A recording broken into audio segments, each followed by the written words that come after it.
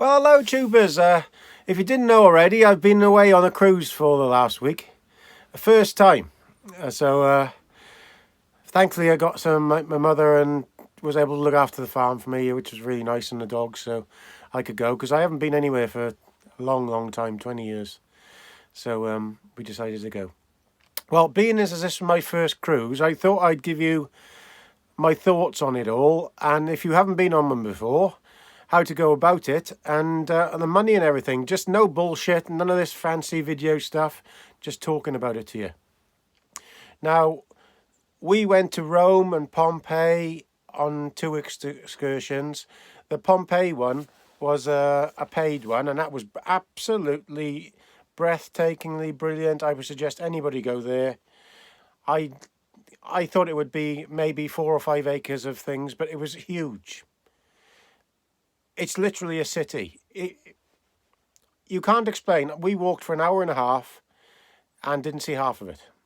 And it was all dug out. A bloke was trying to find a well one day, and he managed to find this thing years ago in the 1500s. And basically, that's how they found it. Nobody knew it was there. And I will post a few videos up of what I've seen, but it was simply breathtaking. I couldn't do it justice talking about it. And then we went to the Vatican, and we didn't do a guided tour there. My niece just took us round. We had a bus there from the port, which took about an hour, maybe an hour and a half. And then we walked around. We did 8 mile walking around. We saw everything you could possibly see.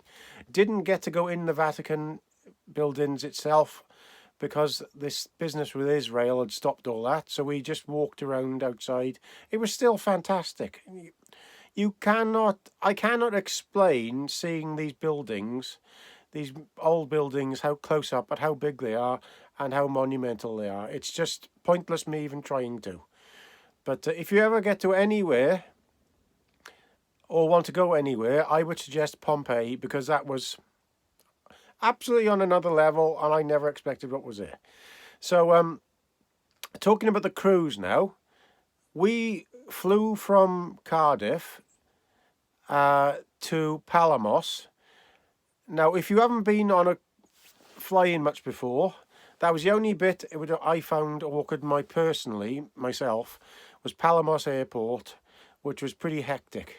You have to be quite careful there. But once you find your bus, then you get on the bus after you landed there, and basically the cruise takes over from there. They drive you to your cruise ship. Then your luggage is taken off you from the bus and put outside your door. You don't have to touch your luggage. You basically just in on your cruise ship, and the one we was on, which is Mariella Crusader 2, you couldn't go in your rooms till 2 o'clock, but we got there at 8 o'clock. But you could just use all the facilities there, eating, drinking, until everybody was ready to take you, because they just clean everything out for the first lot.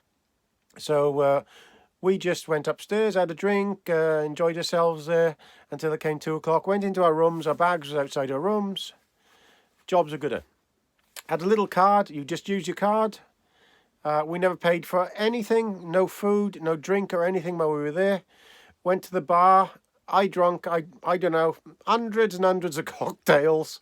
And you just show your little card.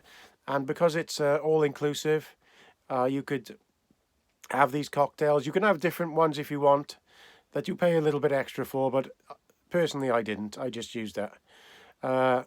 Meals are on tap all the time, from every single thing you can think of. You can have sit-down meals there in really posh restaurants, to the other place where you can just get anything from a roast dinner to any meal you wanted. Put it all in the same plate if you want.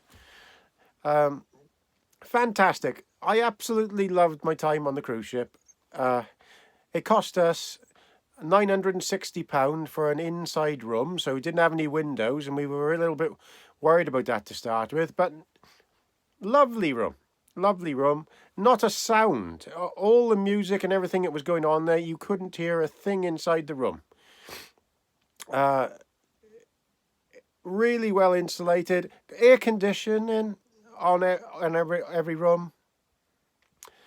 I could not fault my time on that ship. I couldn't fault it.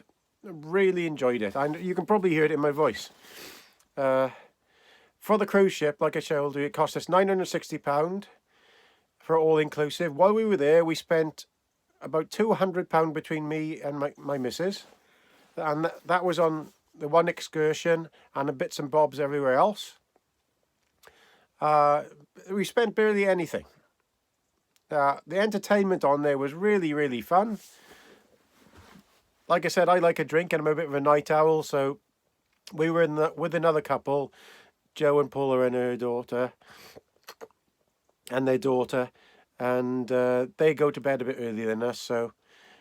But we didn't have one complaint there. I just stayed up there, went to these bars, and we were doing silent discos, as you've seen on one of my previous videos.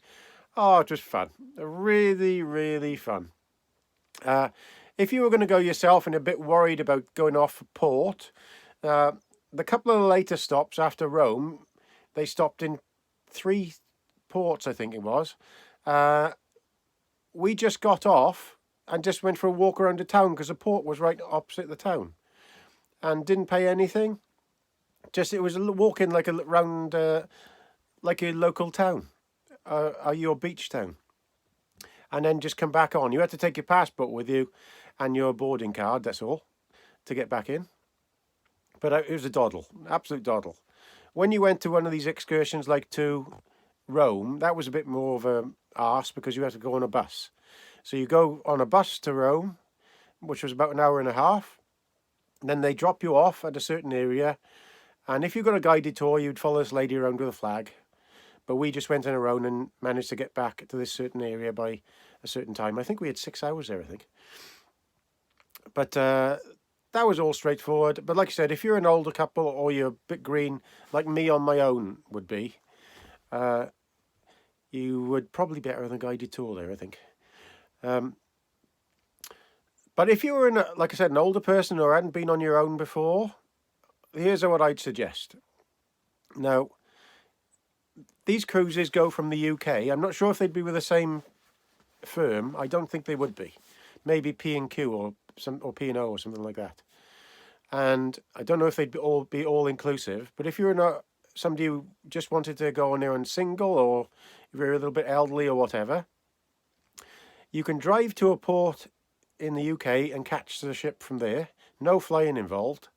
And then you would be boating to where you're going to. So the first day, you'd be boating to get to where you went to, France or whatever. And I think that's what I do next time. Try that.